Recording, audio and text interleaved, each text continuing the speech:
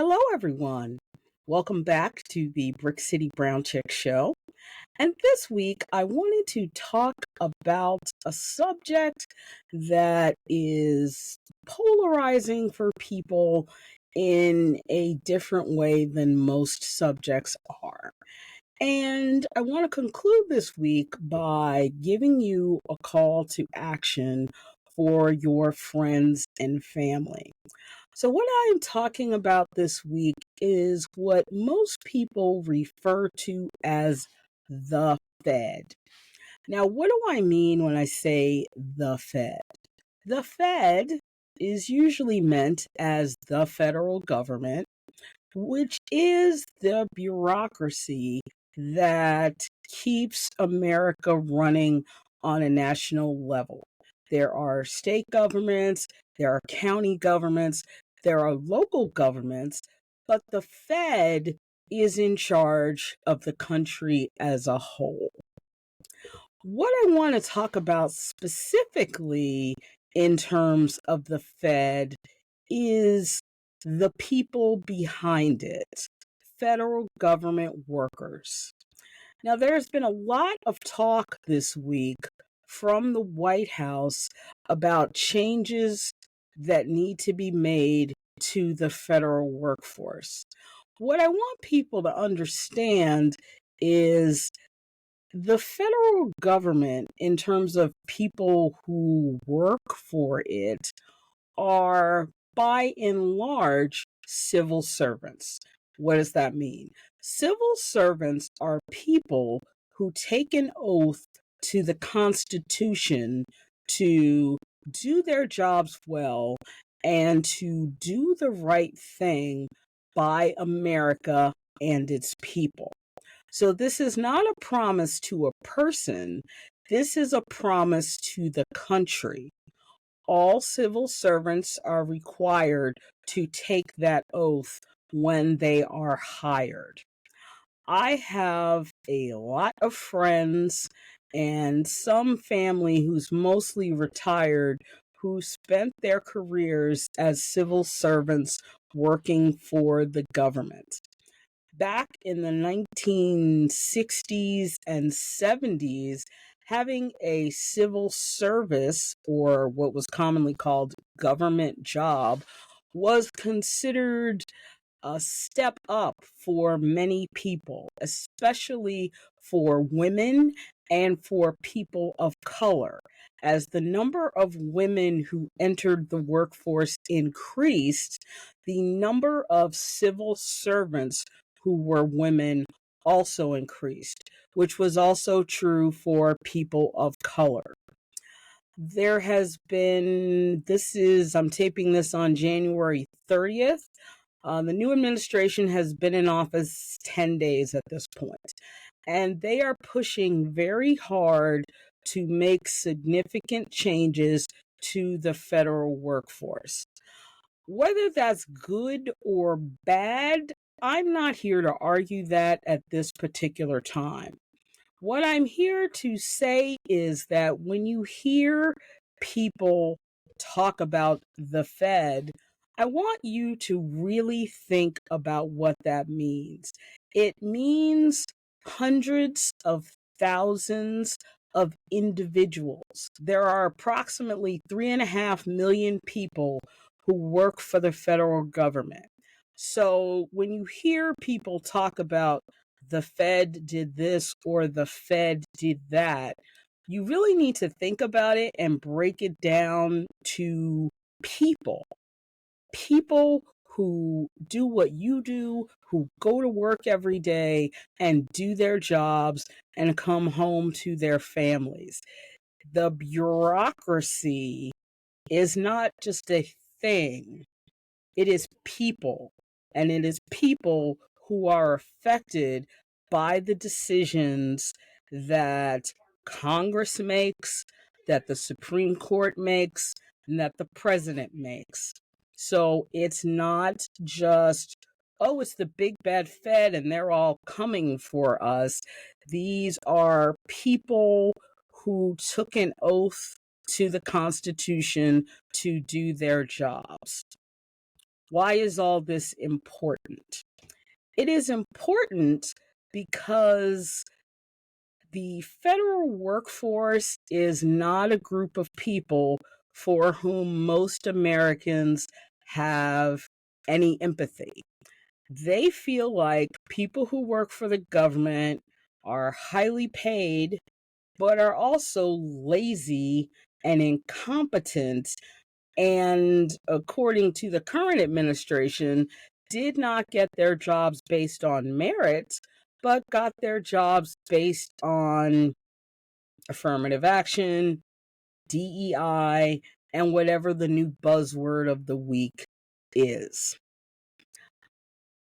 I really want people to get the connection between the Fed and what the Fed does and their lives.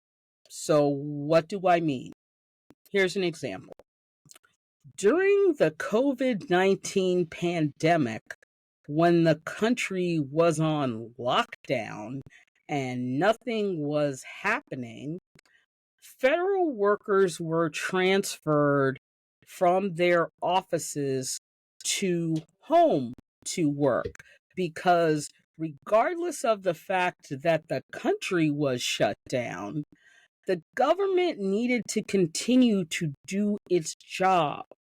So people who receive any benefits from the government, Medicaid, Medicare, SNAP, Social Security, any of those services have to be performed by people.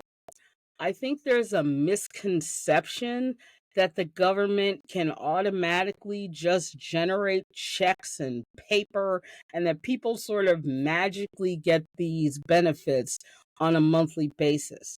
That's not what happens. There are people behind each of those benefits you receive who do the work to ensure that you receive that benefit.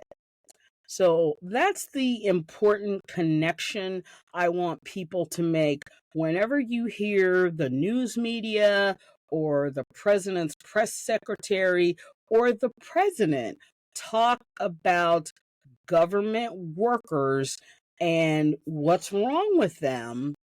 I need people to understand that it's about a lot more than who's in charge and who runs the country. Civil servants are people who serve the American people regardless of administration.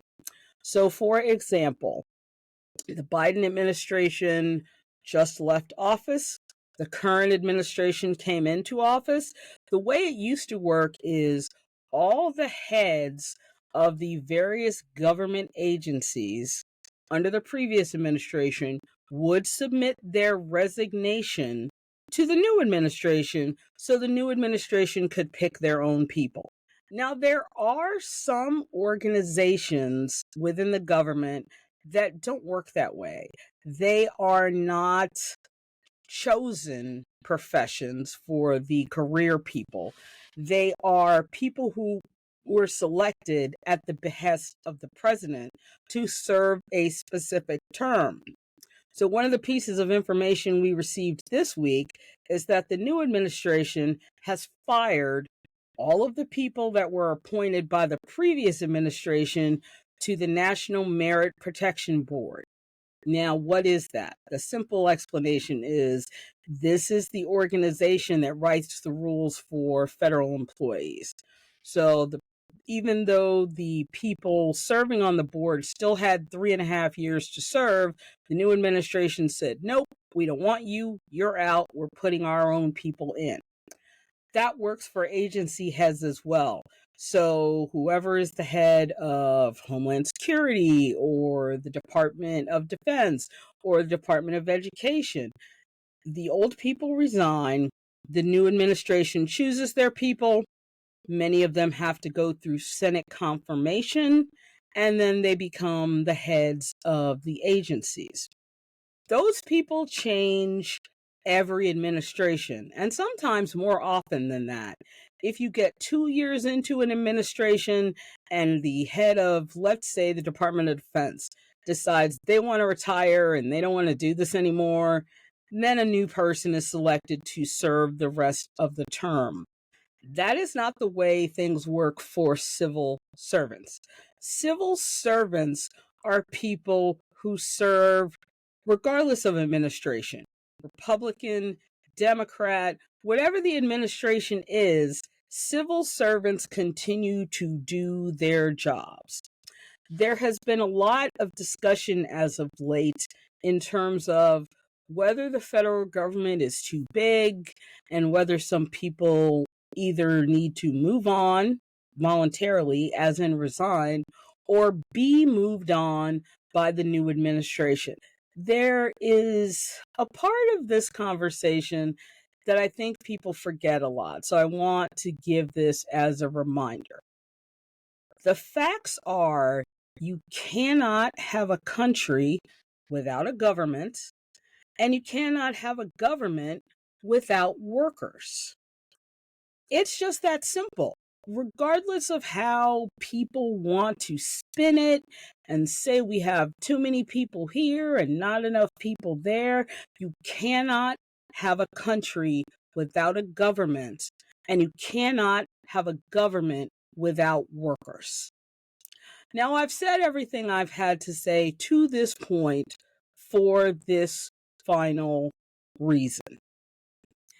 If you have friends or family or acquaintances who are federal workers, please, please check on them and make sure they're okay. Because the reality is, they're not okay. I want you to make sure they are thinking clearly and rationally and are not so frustrated with the situation they unwillingly now find themselves in that they just want to give up. That's the key part. Ask them how they're doing, and then ask them how they're really doing, because it is very stressful to do your job every day, knowing that at any moment, if the decision is made that your job is no longer needed or no longer necessary or nobody cares, that you can be removed from your job. This is not a situation that civil servants have been in an extremely long time. You have to be of a certain age, which I am, to remember when Ronald Reagan fired all the air traffic controllers and the chaos and mayhem that followed that decision, and how many years it took for the FAA to get new people up to speed on being air traffic controllers, because that's a high stress, high pressure job. It's not something you can just pull somebody in off the street and do. And all of a sudden, they had this huge hole in the workforce that they needed to fill. So that's kind of the last time some civil servants have felt this sort of pressure. And now it's the entire government. From day to day, civil servants don't know whether they're going to have jobs or not. For example, like what happened last week with the diversity, equity, and inclusion employees who showed up for work on a Wednesday and were told to go back home, that they no longer have jobs. They may be reassigned or they may be removed from service. So please check on your friends and family who are federal workers. If they want to talk to you about their individual situations, please listen to them and please have empathy and understand what they're going through. And know that when somebody says the Fed, there are people behind the bureaucracy. Thank you for listening to me this week. If you enjoyed the podcast, please subscribe. There's a button somewhere down here for you to subscribe, and I will see you again next week. Take care.